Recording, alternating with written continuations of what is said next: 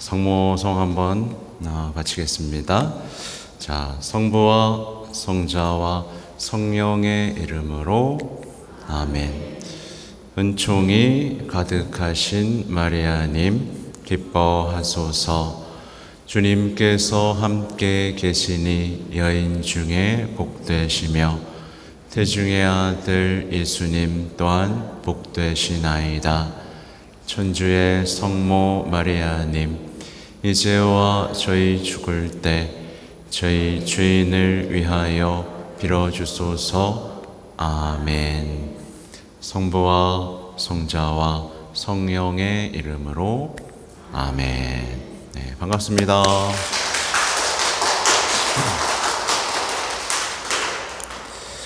네, 오늘은 성모님께 대한 참된 진심, 이제 184항이죠. 네, 184항을 함께 볼 겁니다. 앞에 있는 내용들 기억이 좀 나세요? 안 나요? 나죠? 네. 제가 이번 주에 이제 정발산 성당 이제 레지오 특강을 하고 왔습니다. 네, 거기 가서 내가 깜짝 놀랐지 뭐예요. 네, 근데 사람들이 그러더라고요. 너무 당황하시면 안 된다고. 네, 그러니까 할 일이 그렇게 참 많은 거예요. 아직까지 이제 여전히 성모님께 대한 참된 신심은 많은 신자들에게 가려져 있고 또 어렵고 시작하기 어려운 책으로 남아 있어요. 네, 왜? 요한이도 읽었어? 네, 역시 그렇군요. 근데 거기 가서도 사실 하고 싶었던 얘기가 들으신 분은 알겠지만 이 시대는 저는 이제 확신을 가지고 얘기할 수 있는 게 이 시대는 성모님께 대한 참된 신심이라는 걸 익히지 못하면 신앙생활 하는 게 제가 봤을 땐 거의 불가능하다. 곧 성모님 없이 신앙생활 하는 거예요. 그동안에 그냥 우리가 익혀왔던 아주 작은 성모님께 대한 아주 작은 얕은 지식, 얕은 사랑, 얕은 공경으로 이 시대에 신앙생활 한다는 건 불가능해요. 이미 오늘 강론에서도 이미 말씀드렸듯이 대부분의 신앙인들이 이 경계선에서 어쩔 줄 모르고 있어요. 그렇죠? 네. 이미 우리는 그렇게 교육받아 왔거든요. 모두가 그렇게 말하는 세상에서 살아왔기 때문에 여기서 이런 신앙의 전환을 갖는 것이 대단히 어렵고, 갖는다 할지라도 이 신앙으로 이 시대를 버티고 살아간다는 건 성모님 없이는 불가능하다라는 거예요. 그래서 근데 여러분은 이미 이만큼을 읽었지 않습니까? 같이 그것도 읽었어요. 벌써 얼마나 된 거예요? 이제 조금만 하면 이제 1년 가까이 우리가 함께 보는 것이고, 더군다나 33일간의 봉헌의 여정도 하루하루 차근차근 같이 했지 않습니까? 이렇게 한 시간들을 여러분 스스로 복습하실 수 있어야 됩니다. 네, 요한보로 2세 교황님도 호주머니에 넣고 계속 봤다고 하죠. 그러니까 계속해서 익히셔야 되고, 거기서 못한 얘기인데, 제가 이제 사제 2년 차 때, 레지오, 그 본당엔 레지오 꼬리아가 3개였나? 3개 있었는데 꽉꽉 차서, 한국 순교성인 성당이었어요. 3개 꼬리아인데 교실이 모자라 정도로 사람이 그렇게 많았어요. 그러니까 그걸 하나하나 찾아가는 게 거의 불가능한 때였고, 그래서 제가 생각해낸 방법이 교본을 차근차근 이제 블로그에 써서 올리고, 그거를 A4 용지로 올려놓고 복사해서 이제 배포하는 방식을 취했었어요. 그때 당시 레지오 교본을 아주 차근차근, 나름대로 뭐 잘난 맛이 있으니까, 신학교 졸업한 지 얼마 안 됐으니까 얼마나 안다고 생각했겠어요. 그리고 막 해설했어요. 뭐 지금 봐도 나름대로는 열심히 썼어요. 근데 지금 와서 다시 보면 어떨 것 같으세요? 네, 우습죠. 왜냐하면 그때는 그 원천을 모르고 봤으니까.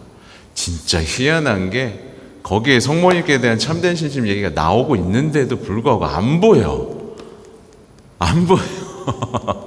진짜 희한하죠? 진짜 희한해요. 거기에 분명히 다 써 있잖아요. 이걸 익혀야 된다. 근데 내가 막 그걸 다 봤는데 그게 안 보였던 거예요.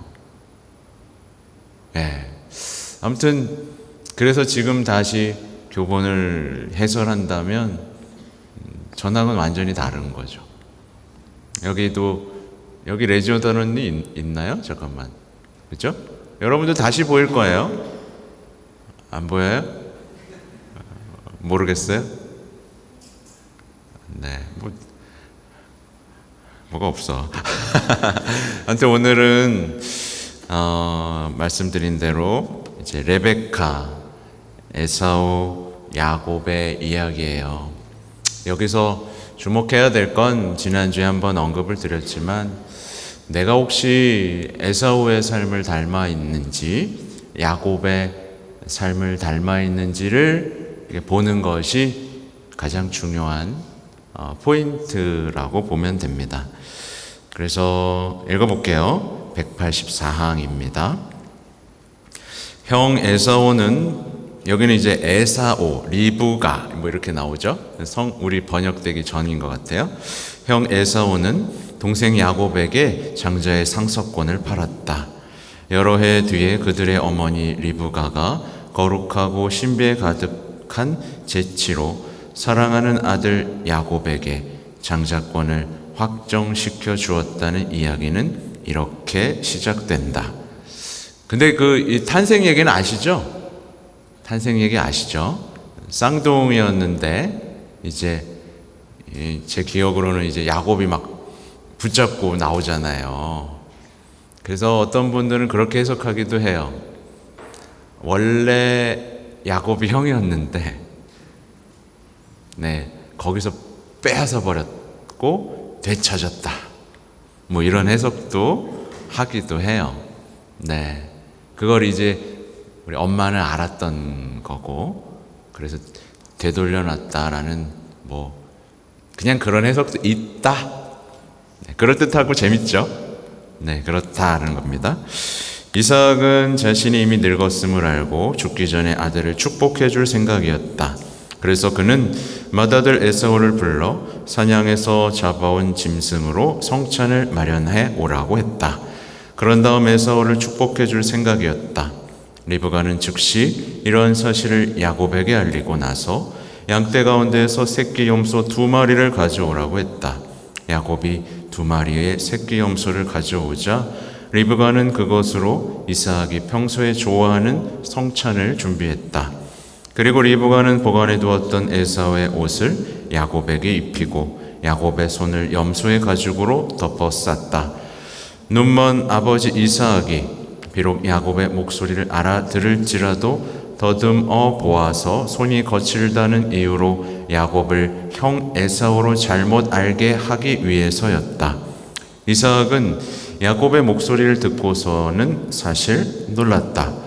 그래서 이삭은 야곱을 가까이 오라 해서 손에 덮인 가죽털을 만져보았다. 목소리는 야곱의 목소리지만 손은 에사오의 손이구나 하고 이삭은 말했다.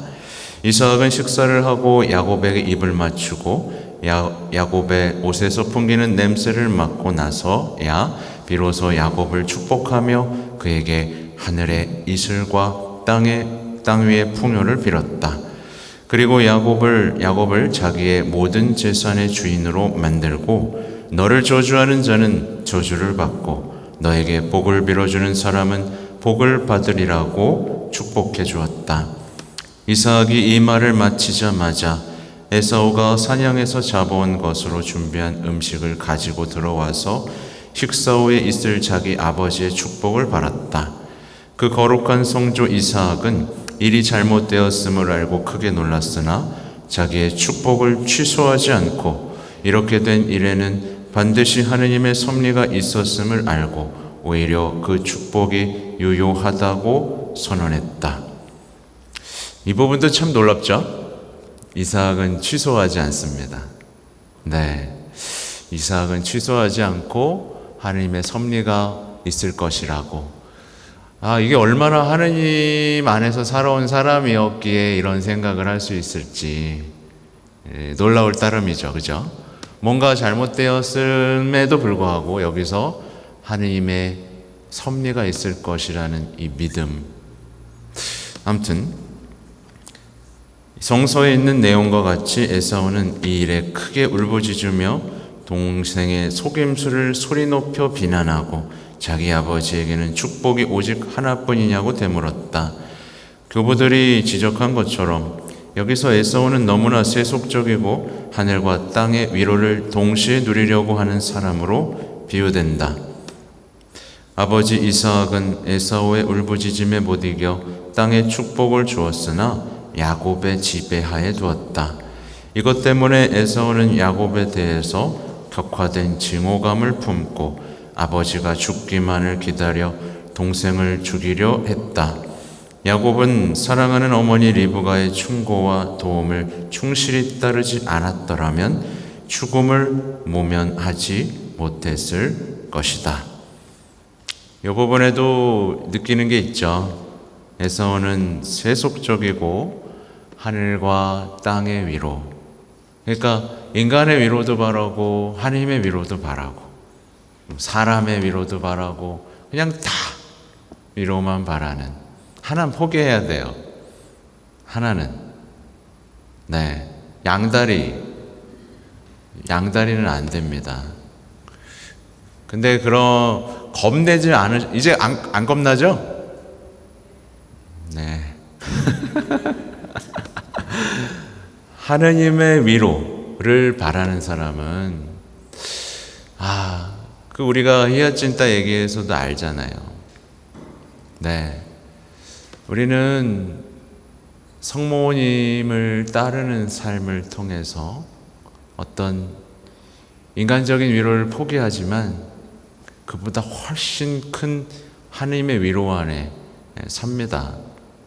그러니까 똑같은 얘기죠. 오늘 제가 상처받지 않는 방법 얘기했었는데, 상처받지 않는 방법은 하느님의 위로를 찾는 사람이 되는 거예요. 괜히 인간에게 기대했다가 실망하고 상처받고 다시는 내가 사랑하지 않으리라, 다시는 인간을 믿지 않으리라, 사랑은 허무하구나, 인간의 사랑은 정말 보잘것없구나 라는 말을 반복하는 게 아니라 하느님으로부터 오는 사랑 안에서 포기 없이 의심 없이 손해보면서 사랑하는 삶은 결코 상처받지 않습니다. 물론 여기에는 수많은 인내의 과정이 필요하죠. 하느님, 제가 이렇게 사랑하는데 그들은 변화가 없습니다. 하느님, 이렇게 주님의 말씀대로 사는 게 무슨 소용이 있습니까? 라는 어떤 낙심, 실망, 어두움의 과정을 거치겠지만 그 사람은 당당하게 이제 믿음 안에서 불타는 사랑의 어떤 신앙인으로 일어나게 되겠죠. 그런 사람을 바로 복음화의 일꾼이라고 말할 수 있겠습니다. 아무튼 야곱 설화에 대한 해석, 이 아름다운 이야기를 설명하기 전에 먼저 말해두어야 할 것은 교부들이나 성서 해설자들이 말하는 것처럼 야곱은 예수 그리스도와 하느님 자녀들의 상징이며 에사우는 세속적인 사람들, 즉 하나님께 버림받은 사람들의 상징이라는 것이다. 이것을 알기 위해서는 이 양자의 행동을 관찰하지 않을 수 없다. 에사오는 하나님께 버림받은 사람들의 상징입니다. 형 에사오는 체격이 건장하고 공술이 뛰어나 사냥해 온 것이 항상 풍부하였다. 그는 집에 남아있는 일이 거의 없고 자신의 힘과 솜씨만 믿고 산과 들에서 일하였다. 네, 이거를 이제 어디 강남에 가서 얘기하면 사람들이 웃습니다. 집에 남아있는 일이 거의 없다. 네, 집을 싫어해요. 네, 집을 싫어해요. 그러면서 자신의 힘과 솜씨를 드러내는, 그래서 역설적이게도 성당에서 자신의 힘과 능력을 뽐내는 경우들이 집에는 안 붙어 있고, 이렇게 되면 성당에서 봉사를 하면서도 에사오의 삶을 살아갈 수 있는 가능성이 대단히 많습니다. 네.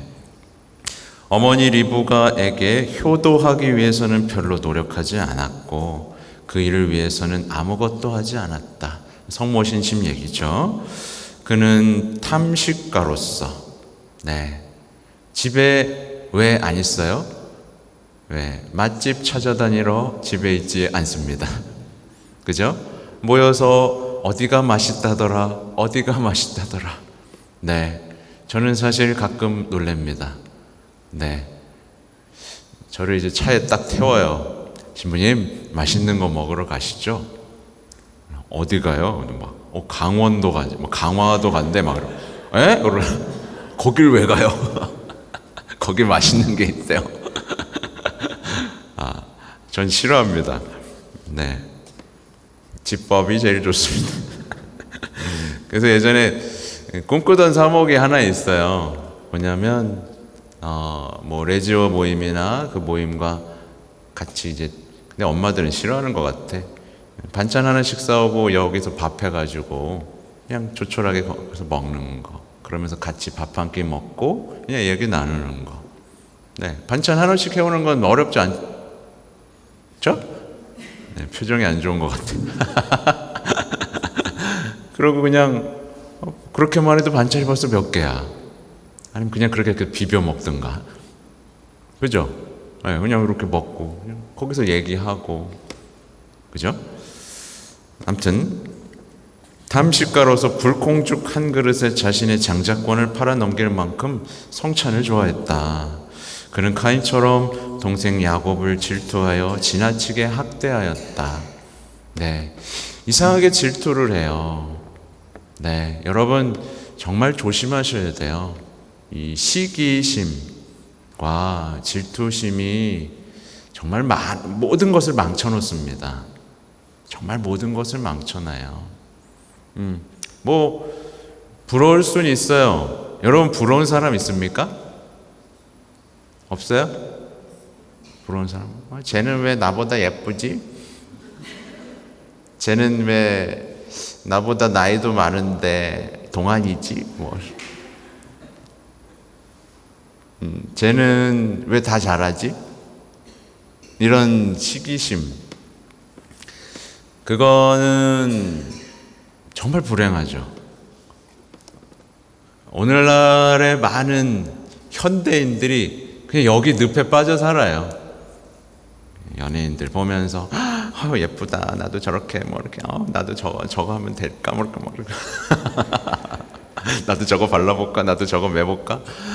그냥 그때 한번 이제 말씀드린 것처럼 따라하기 바쁜 거예요. 흉내내기 바쁜 거. 네, 그러다가 인생을 다 소모합니다.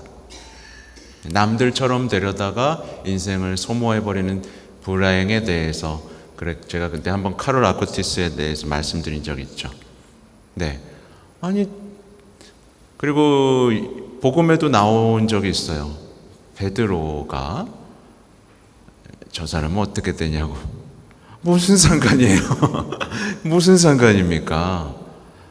자기에게 이미 자기를 반석이라고 했고 교회를 세운다고 했고 하늘나라 열쇠를 준다고 했고 너는 나를 사랑하느냐 내 양들을 돌보아라. 이미 자신에게 충만한 말씀이 떨어졌는데 저 사람은 어떻게 됩니까? 정말 쓸데없는 거죠. 네, 그냥 나에게 주어진 말씀과 사명에 집중하면서 살면 되는데 굳이 이렇게 보는 겁니다. 네. 요즘에 간부를 제가 뽑고 있는데, 여러분들 시기와 질투의 대상이 될 수도 있습니다. 얼마나 잘하나 보자.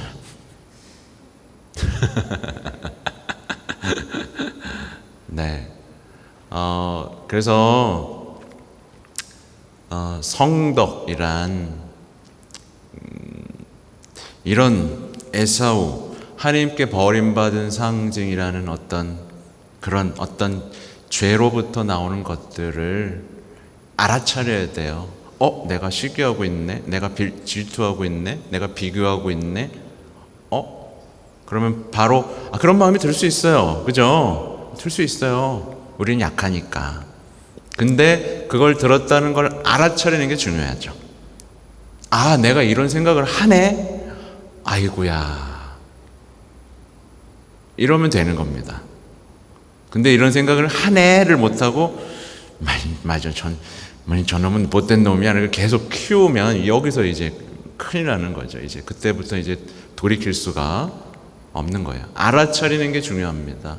내가 더러운 영, 악한 영의 목소리를 듣고 거기를 따라가고 뱀과 친해지고 뱀의 언어를 배우고 이런 것들을 알아차리고 다시 돌아오고, 우리에겐 고해성사라는 강력한 무기가 있기 때문에 거기서 계속 돌아와야 됩니다.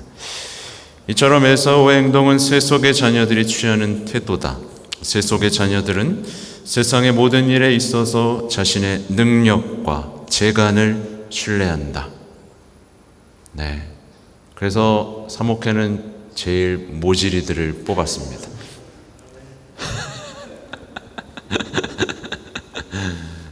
너무 출중하면 안 돼요. 너무 제가 잘하라고 그런 적 없어요. 잘할 필요 없습니다. 잘할 필요 없어요. 기도하고 충실하고 성실하고 자신의 달란트를 쓰는 사람이면 됩니다. 못날수록 하느님의 힘을 체험합니다. 아멘 이래야 되는 이런 거는.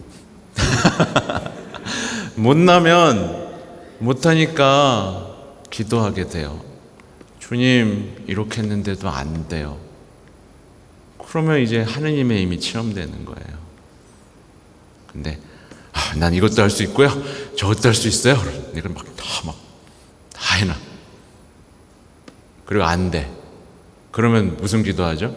주님 이렇게 했는데까지 왜 안 돼요? 이러고 불평하고 앉았어요. 그죠? 기도가 달라집니다. 못난 사람은 도와달라고 하고 감사하다고 하는데, 잘난 사람은 자기가 다 해놓고 왜 안 도와주냐고 소리치는 사람의 일. 제가 한번 말씀드린 거, 하느님의 일을 해야 되는데 하느님을 위한 일을 해버리면 큰일 납니다. 하느님의 일을 해야 되는데 하느님을 위한답시고 일을 하는 거, 그러면 이제 하느님이 이렇게 말을 하죠. 난 시킨 적 없는데 뭐 그렇게까지 하고 그러냐. 그렇죠? 그래서 그 대화 속에서 리듬감 있게 주님의 파도를 탄다고 표현합니다. 그 거대한 힘에 파도를 타며 이렇게 주님의 일에 아름다운 일꾼이 되는 것은 대단히 중요합니다. 그러므로 그들은 이 세상의 일에는 매우 강하고 능력 있고 현명하나 천상의 일에 관해서는 너무나 약하고 무지하다. 전 이게 너무 공감돼요. 요즘 사람들 대단히 똑똑합니다. 어려운 일도 척척 해냅니다. 그죠? 네. 어떻게 해서든 해내요. 어려운 일, 너무 비싸면 어떻게든 싸게 구할 수 있고. 그죠? 무슨 일이든 할 수 있는데, 유독 영적인 일에서는 몰라요. 어려워요. 힘들어요. 이렇게 되는 거예요. 그죠? 어려워요. 힘들어요. 안 돼요를 바꿀 수 있는 방법은 뭐죠, 그럼? 양다리를 포기하면 된다. 그러므로 세속의 자녀들은 자기 집, 즉 하나님께서 언제나 그 안에 계시는 하나님께서 마련한 내적이고 중요한 집인 영혼 속에는 전혀 머물러 있지 않거나 거의 조금밖에 머물지 않는다. 이러한 세속인들은 피적이나 내적 및 영신적 신심을 좋아하지 않는다. 그들은 또한 세속을 멀리하고 내적으로 생활하는 사람들을 미개하고 완고하며 소심한 사람이라고 평가한다. 세속인들은 하나님의 자녀들의 어머니인 마리아 공경을 위해서는 별로 노력하지 않는다. 그들이 마리아를 절대적으로 미워하지 않는 것은 사실이다. 또 때로는 마리아를 찬미하기도 하고 마리아를 사랑한다고 말하기도 한다. 더구나 마리아를 공경하는 뜻으로 어떤 신심을 가지기도 한다. 그러나 그들은 마리아께 대하여 야곱과 같은 애정을 가지고 있지 않기에 마리아가 다른 사람들로부터 지극한 사랑을 받으면 좋아하지 않는다. 그들은 마리아의 착한 자녀들과 종들이 마리아의 사랑을 얻기 위해 충실히 행하는 신심 행위를 비난한다. 그들은 마리아 신심이 영혼의 구원을 위해서 필요하다는 것을 믿지 않는다. 그리고 마리아에 대해서 어떤 고의적인 증오감을 가지지 않고 마리아 공경을 공공연히 경멸하지 않는 것만으로도 충분하다라고 생각한다. 마리아께 대한 애정도 없고 자기들의 행실을 고치려는 노력은 없이 마리아께 경의를 표하여 어떤 기도문을 형식적으로 외우거나 중얼거리면 마리아의 총애를 얻었고 마리아의 종이 되었다고 생각한다. 너무 적나라하죠? 네. 근데 이 태도는 진짜 금방 드러나요. 조금만 대화해보면 드러납니다. 조금만 대화해보면 성모님한테 초도 바치고 인사도 하는데 조금만 대화해보면 다 드러납니다. 그래서 우리는 이미 알고 있어요. 성모 신심단체에 있다고 해서 성모님을 사랑하나요? 이제는 우린 말할 수 있죠. 그죠? 네. 제가 말하는 것 중에 하나가 왜 묵주기도를 바치면서 성모님처럼 되고 싶다라는 생각은 안 하는지, 이게 저는 제일 의문이에요.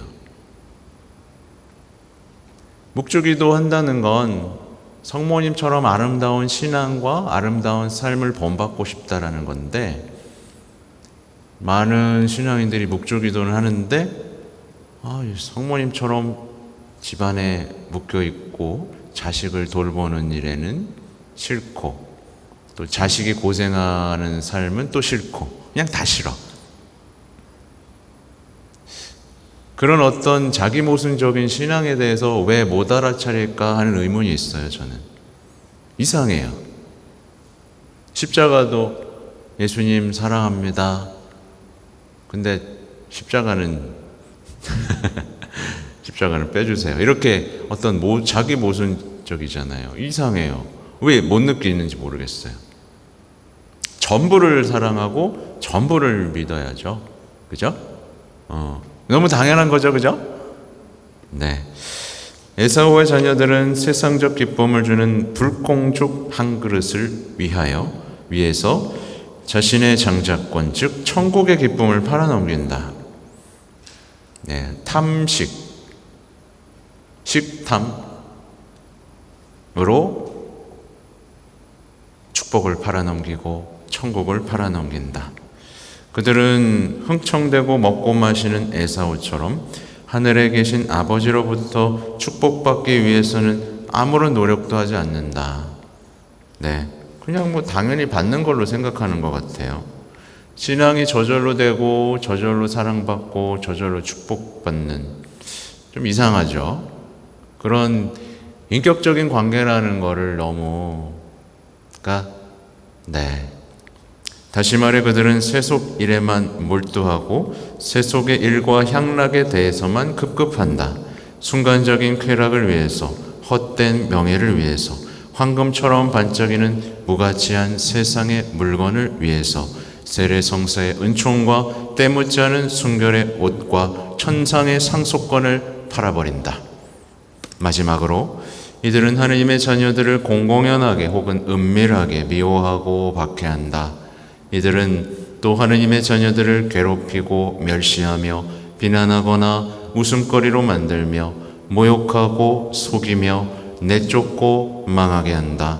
그러면서 자신은 성공을 하고 쾌락을 즐기고 순조로운 상황에 있고 지위를 얻어 출세하고 안락한 생활을 한다. 네. 근데 이게 밖에서 그러면 참 좋은데 교회 안에서 이렇게 되면 최악인 거죠. 성당에서 출세하고 지위를 얻어 안락한 생활을 한다. 이런 유혹에 우리는 항상 노출되어 있다는 걸 기억해야 합니다. 제가 제일 조심해야 됩니다. 출세했죠? 사람들이 신부님 하니까 출세했죠. 충분히 안락한 생활 누릴 수 있습니다. 네, 해야 될 일만 딱 하고 난 이거 재밌는데 이렇게 살 수 있습니다. 네. 근데 아시겠지만 신부는요, 요즘에는 좀 이게 변천사가 있어요. 성소가. 예전에는 신부 주교 되는 걸 되게 두려워했습니다. 왜냐하면 너무 큰 책임이 있고 큰 책임이 있는 만큼 엄한 심판을 받을 것이기 때문에 그렇죠. 네. 여러분하고 저랑 똑같은 잣대로 심판받을 것 같아요? 아니에요. 저는 심판의 잣대가 이렇게 높아요. 왜냐하면 저는 책임이 있으니까. 저는 수많은 사람들을 천국에 보낼 수도 있고 지옥으로 끌고 갈 수도 있어요. 그렇기 때문에 저는 더 엄격한 심판의 잣대에 놓여 있습니다. 그래서 겁도 없이 신부가 되려고 하면 안 됩니다. 근데 이게 세월이 변천화되면서 사람들이 또 신부가 되고 싶어 했어요. 네. 아무래도 사람들이 대우도 해주고 뭔가 많은 일도 할 수 있을 거라고 생각하니까. 네. 그리고 요즘에는 엄마들이 이런 얘기도 합니다. 야, 너 할 거 없으면 신부라도 해. 세상에. 요즘 이런 시대가 됐어요. 그리고 이렇게도 얘기하잖아요. 신부는 혼자 살아서 좋겠어요. 이젠 이렇게까지 얘기합니다. 이게 할 얘기예요, 안 할 얘기예요? 네. 진짜 이건 모르고 하는 얘기죠.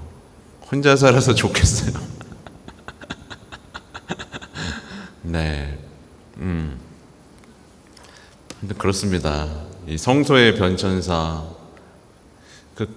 성소라는 거를 우리는 너무 뭐랄까요? 성소라는 건 대단한 거예요. 한 인간을 하나님의 사제로 쓰시겠다고 부르는 거잖아요. 거룩한 것이고 기쁜 것이지만 두려운 것입니다. 대단히 두려운 것입니다. 그래서 사제를 위해 기도해 주셔야 되고 성소자가 있는 것을 대단한 축복이자 기도로 보호해 주셔야 됩니다.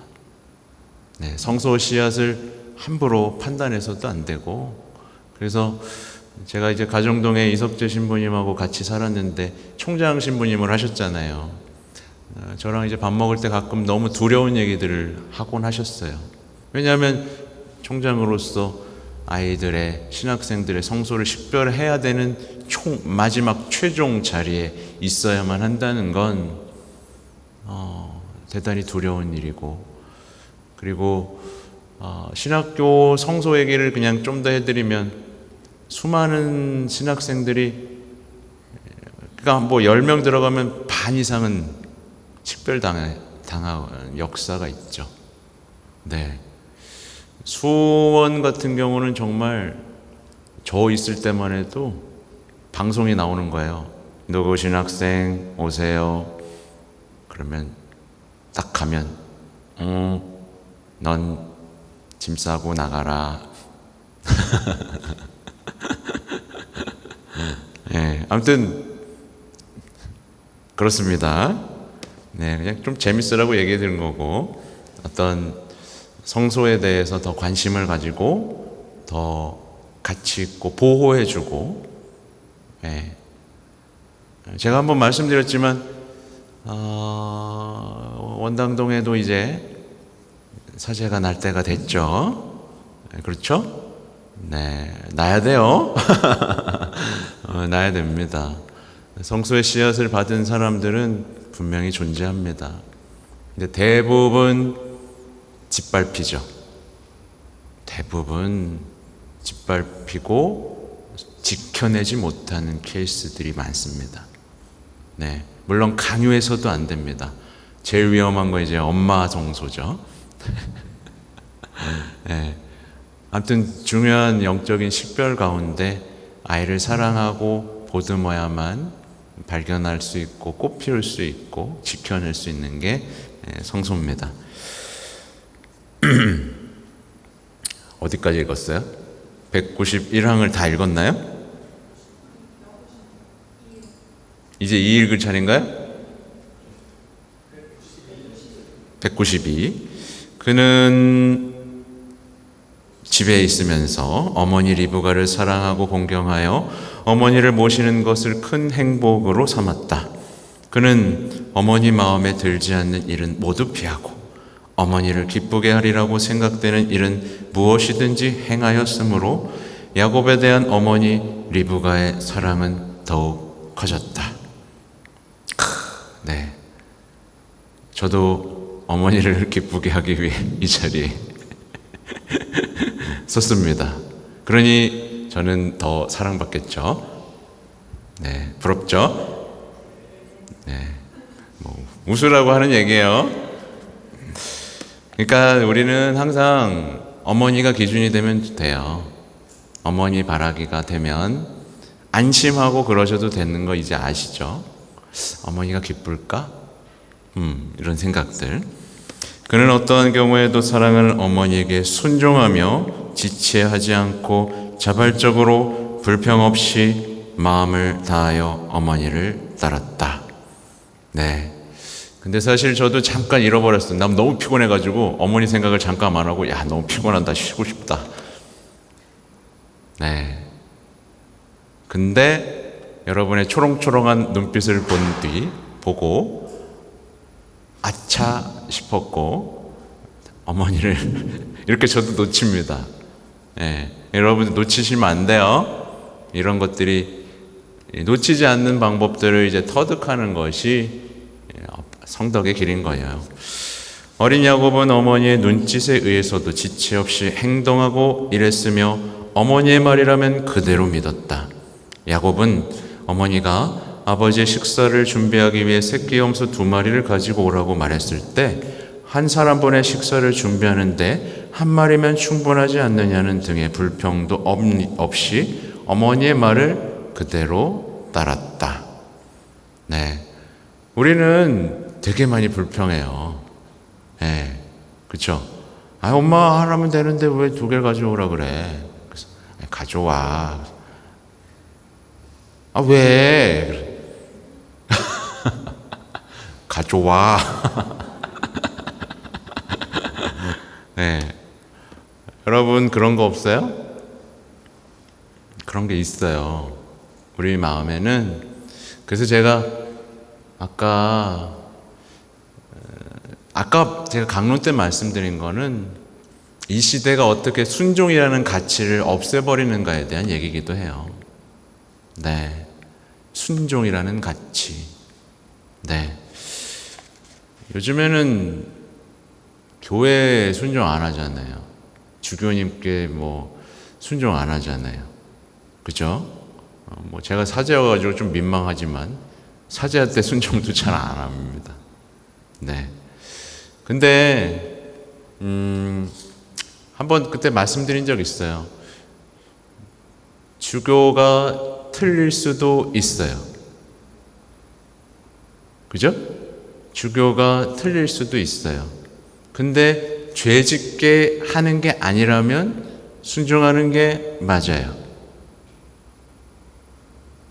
하느님이 일하는 방식이 뭐냐면 합리적인 사고와 결정을 통해 하는 게 아니라 순종하는 것에서 하나님의 뜻을 이루시거든요. 이게 이해가 좀 되셔요?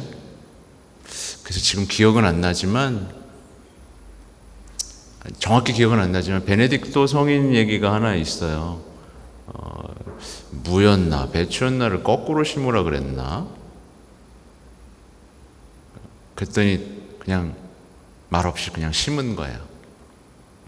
그러니까 때때로는 그 사람이 순종에 대한 가치를 알고 있는가 없는가, 이게 대단히 중요한, 순종하지 않는 사람은 하나님이 쓸 수가 없어요. 아무리 똑똑하고 쓸 수가 없어요. 왜냐하면 똑똑하고 합리적으로만 생활할 뿐이지 순종할 줄 모르거든요.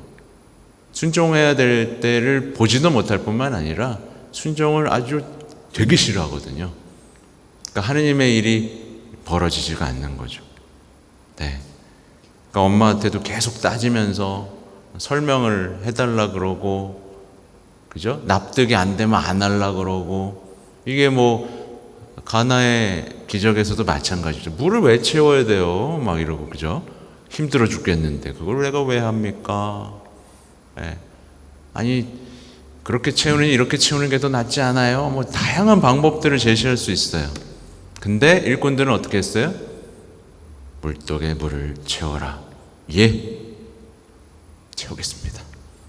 그 순종 속에서 기적을 보는 거죠. 네, 이게 진짜 중요한 가치입니다. 이 시대에 진짜 사라졌어요. 진짜 사라졌어요. 그래서 배우자가 있잖아요. 죄짓게 하는 게 아니라면 그냥 해주세요. 서로에 대한 어떤 순종들, 권위 주세요. 네, 주세요. 이걸 못하면 부부도 열매가 없는 거죠. 합의만 보는 거야. 네가 잘났네, 내가 잘났네, 서로 똑똑해. 그래서 합의만 보고 뭐만 하고, 그럼 주님의 일이 뭐 일어나는 것도 없죠. 네, 서로 맞춰주기만 하잖아요. 맞춰주다가 지치니까 각방 쓰고 그렇게 되는 거거든요. 네, 네. 맞춰주는 게 아니라 순종하는 겁니다. 권위를 주고, 하느님이 내 가정의 주인이심을 받아들이는 것. 그래서 혼인성사는 대단히 중요하다 말씀을 드립니다. 야곱은 사랑하는 어머니를 크게 신뢰하였다. 그는 자기 능력에 조금도 의지하지 않고 순전히 어머니의 돌보심과 보호에 의탁했다. 의탁. 여기서 무엇이 의탁인지, 네, 의지가 뭔지를 힌트를 얻을 수 있어요. 여기도 써 있잖아요, 그죠? 당신께 의탁합니다. 이게 뭐야? 이거에 대해서 우리는 영적으로 이해할 수 있어야 되고 훈련할 수 있어야 됩니다. 어떤 일이 생기면 반드시 어머니를 불렀고, 엄마! 의문이 생기면 어머니에게 물었다. 예를 들어 야곱이 이렇게 하면 아버지의 축복이 아니라 오히려 저주를 받게 죽게 되지 않겠느냐고 어머니에게 물었을 때 리브가가 그러한 저주가 있다면 그 저주는 내가 받겠다 하자 야곱은 어머니의 말을 그대로 믿고 신뢰했다. 네, 어머니는 정말 믿을 만한 분입니다. 그죠? 다른 사람을 믿으면 반드시 배신당합니다. 그죠? 네, 저도 믿지 마세요. 네, 사람을 믿으면 안 됩니다. 성모님, 예수님, 하느님을 믿어야 됩니다. 네, 저는 좀 뭐 신뢰할 수는 있겠죠? 네, 근데 저도 사람이지 않습니까? 예, 저도 약한 사람입니다. 언제 또 막 타락해가지고 쩔쩔매다가 아유 이게 아니구나 하고 돌아올 줄 모르는 비천한 인간이고, 네, 그런 사람입니다. 마지막으로 야곱은 자기가 평소에 보아온 어머니의 모범을 힘껏 따랐다. 그가 즐겨 집안에 머물러 있었던 것도 매일 눈앞에 보는 덕이 많은 어머니를 본받고 타락한 친구들을 멀리하기 위해서였다. 그리하여 그는 아버지로부터 이중의 축복을 받기에 합당한 자가 되었다. 하느님의 자녀들이 취하는 태도네요. 하느님에 의해 선택된 사람들은 날마다 행하는 태도들을 살펴보자. 그들은 거룩한 어머니를 모시고 어머니의 모범을 따라 속세에 잡된 일을 멀리하는 운둔을 좋아하고 내적이며 기도에 전념한다. 그들의 어머니이신 마리아를 본받아 그렇게 하는 것이다.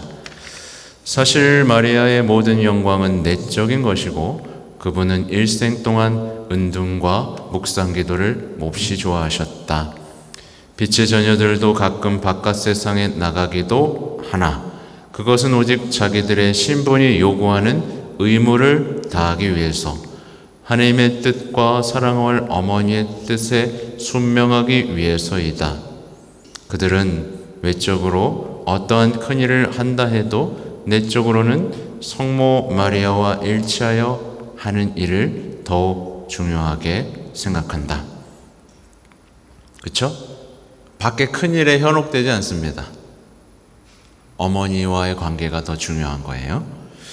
그것은 내적으로 하는 완덕이라는 큰일에 비하면 다른 모든 일들은 한낱 어린아이의 장난에 불과하다는 것을 알기 때문이다. 그러므로 때때로 다른 형제자매가 매우 힘있고 재치있고 성공적으로 일을 하여 많은 사람들의 칭찬을 받으면서 큰 일을 이루어내는데도 하느님의 자녀들은 에사오나 그 밖에 하느님께 버림받은 사람들처럼 세상에서 자기 자신의 힘으로만 훌륭한 일을 하는 것보다는 그들의 어머니께 완전히 순종하면서 그들의 모범이신 예수 그리스도와 더불어 고요한 자리에 들어앉아 있는데 더 많은 영광과 이익과 즐거움이 있다는 것을 성령의 빛으로 안다. 마리아의 집에는 하나님의 영광과 사람의 참된 부귀가 있도다. 나의 왕 나의 하느님 만군의 여호와여, 당신의 제단 곁에는 참새도 깃들이고 제비도 새끼칠 보금자리를 얻었사옵니다. 당신이 일찍이 당신의 거처로 삼으셨던 그 마리아의 집에 사는 사람은 얼마나 행복되나이까. 그죠? 성모님의 품은 하나님의 거처, 최고의 집입니다. 선택된 이로 사는 그는 당신의 모든 도움을 받아 눈물의 골짜기 이 세상에 있으면서도 완덕으로 나아가기 위해서 덕에서 덕으로 올라가고 있나이다. 만군의 야훼여, 계시는 곳 그 얼마나 좋으신가. 이 성모 찬송에 대한 뒷부분에 해석이 나오는 셈입니다. 슬픔의 골짜기에서 우리들의 보호자 성모님. 그죠? 선택된 그들은 거룩한 마리아를 진심으로 사랑하고 자기들의 어머니로서 여왕으로서 진정으로 공경한다.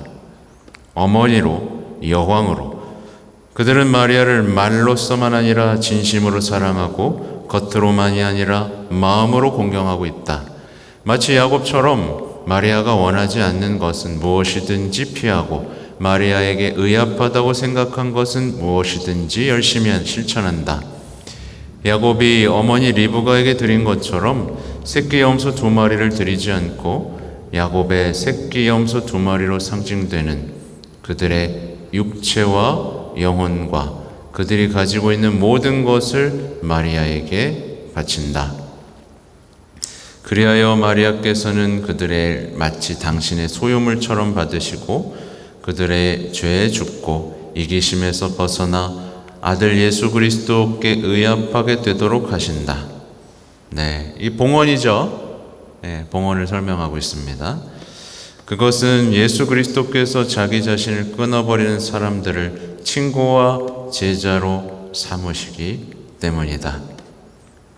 말의 전고와 중개는 그들로 하여금 그 육체와 영혼이 깨끗해지고 자신을 억제하고 끊어버리게 하며 완전히 죽어 하늘에 계신 아버지께 합당한 자가 되게 한다. 이것은 모두 내가 지금까지 말해온 바로서 마리아의 손을 통해서 예수 그리스도께 완전히 바쳐진 선택된 사람들이 보여주는 실천적이고 용감한 사랑이다. 사랑이다. 이걸 기억해야 됩니다. 사랑이다. 하나님께 버림받은 자들도 자기들이 예수님을 사랑하고 마리아를 사랑하고 공경한다고 말하지만 하나님께 선택받은 사람들처럼 실제적으로 그렇게 하지는 않으며 그들의 육체를 그 관능과 더불어 그들의 영혼을 그 격정과 더불어 모두 희생하지는 않는다. 이 차이를 아셔야 돼요. 이 차이 큽니다. 격차 아주 큽니다. 네, 말은 합니다. 나도 예수님 사랑해. 나도 성모님 사랑해. 너만 사랑하냐? 나도 사랑해. 라고 말은 합니다. 근데 삶에서 드러나죠. 그가 구체적이지 않습니다. 실제적인 말씀에는 슬퍼하며 떠나는 사람이기 때문에 보면 답이 나오죠. 52분이네.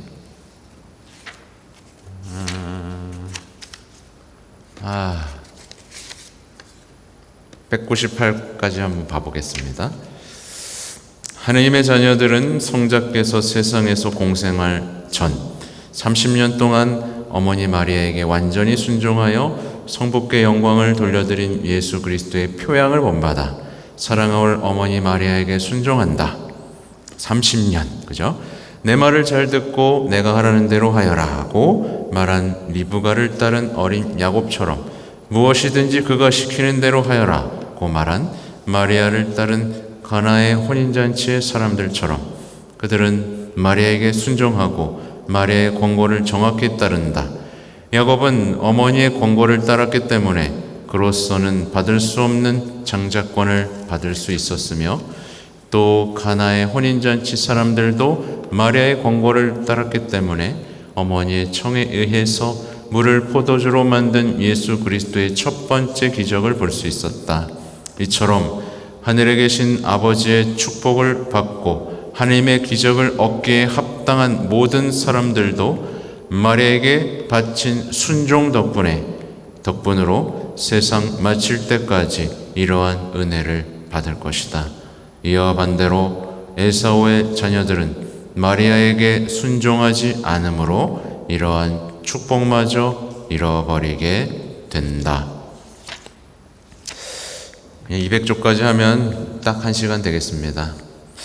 하느님의 선택된 자녀들은 사랑할 어머니 마리아의 인자와 능력을 절대적으로 신뢰한다. 그들은 끊임없이 마리아의 도움을 청하고 마리아를 무사히 항구로 이끄는 북극성으로 여긴다.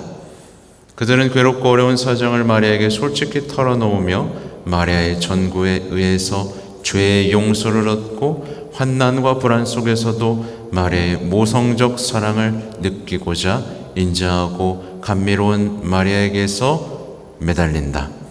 또 그들은 극히 작은 죄까지도 깨끗이 씻고 마리아 안에서 영광스러운 왕자를 지은 예수 그리스도의 풍성함을 찾아내기 위해서 기묘한 방법으로 마리아의 사랑 가득한 순결한 품속에 완전히 숨어든다. 아, 얼마나 행복하겠는가. 아브라함의 품속에 사는 것보다 주님께서 친히 그의 왕좌를 지은 마리아의 품속에 사는 것보다 더 낫다고 믿지 말라고 게릭 대수도원장은 말한다. 이와는 반대로 하나님께 버림받은 자들은 전적으로 자신을 신뢰한다. 자신을 신뢰하는 자들은 참 불행합니다. 네, 한번 말했죠? 네, 오늘 다이어트 하겠다고 말하고 저녁에 치킨 시켜 먹는 자신을 어떻게 신뢰하겠습니까? 그런 변덕스러운 존재를 어찌 신뢰한단 말입니까? 우리는 변치 않은 것을 신뢰해야 되고 충실하고 꾸준한 변함없는 것을 신뢰해야 되는데 말이죠. 네, 그들은 오직 눈에 보이는 것과 밖으로 드러나는 것만을 좋아하고 마리아의 모성적인 사랑과 자비로움을 소중히 여길 줄 모른다. 그들은 마리아가 주는 안전함을 알지 못하고 하나님의 선택된 자녀들이 마리아에게 갖는 의지와 신뢰감도 알지 못한다.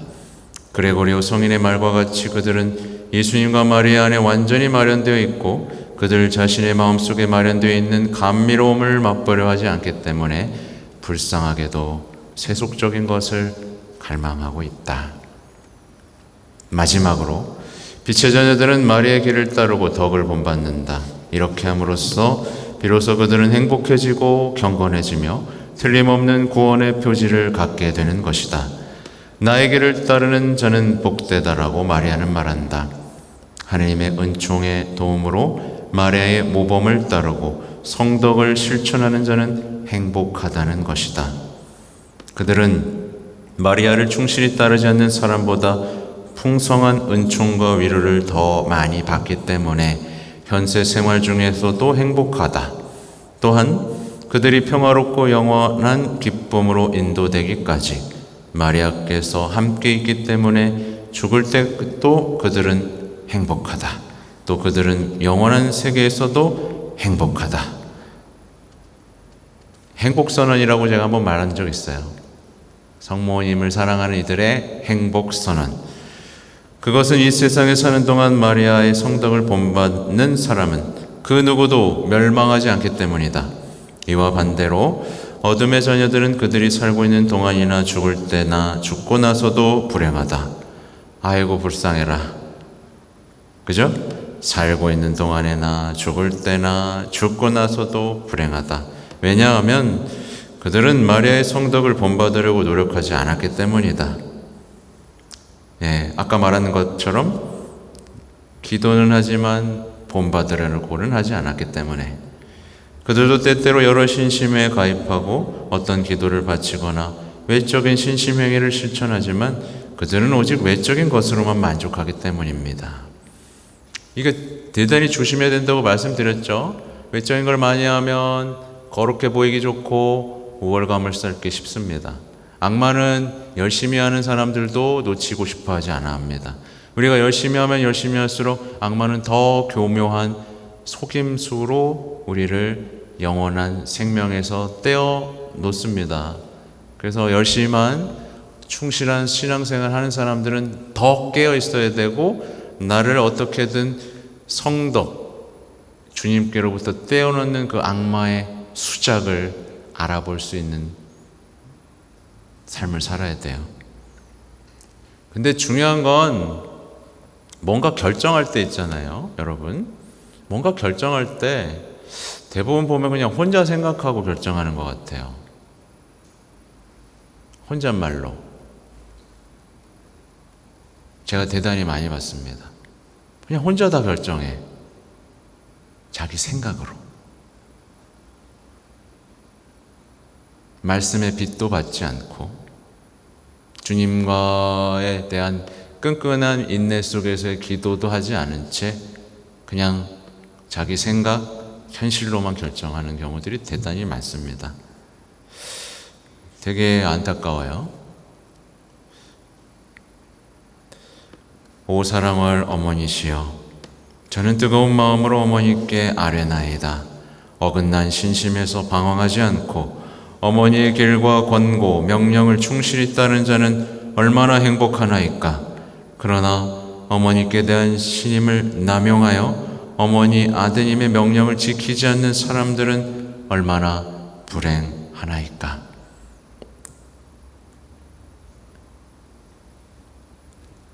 이게 사랑만 하고 명령을 지키지 않는 사람들인 거죠. 네. 성모님 사랑해요. 죄져도 좀 괜찮죠? 이게 뭐라고 했죠? 성모님 사랑해요. 그러고 예수님한테 십자가 막 못 박고 있어. 웃을 일이 아니지만 성모님을 사랑하는데 성모님이 가장 사랑하고 가장 가슴 아파하는 예수님, 십자가에 못 박힌 예수님을 위로해 드리지 않는 삶은 아무 소용이 없습니다. 그죠? 예수님을 위로해 드려야죠. 성모님 사랑한다며. 그러면 성모님이 가장 사랑하는 이 예수님을 아프게 하는 게 뭔지 알아야 될 거 아니에요.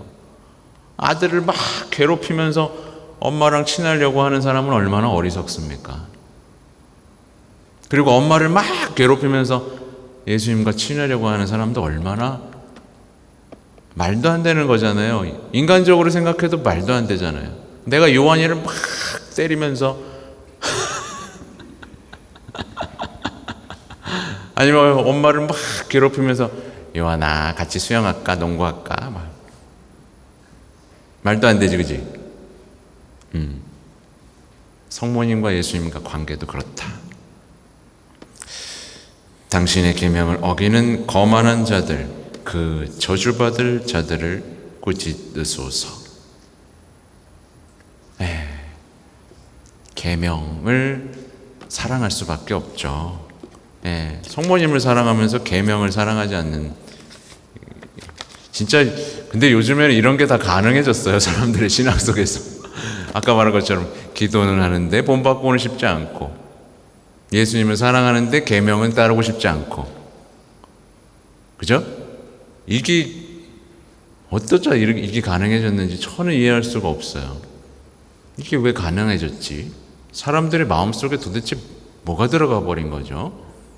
너무 당연한 것들을 너무 자기 멋대로 해석하고 나름대로 신앙생활 하려고 하는, 이건 정말 이 시대의 심각한 오류가 아닐 수가 없습니다. 대부분 이것 때문에 나가 떨어지는 것 같아요. 자, 마치겠습니다. 자, 성부와 성자와 성령의 이름으로 아멘. 영광이 성부와 성자와 성령께. 성부와 성자와 성령의 이름으로 아멘. 네, 감사합니다.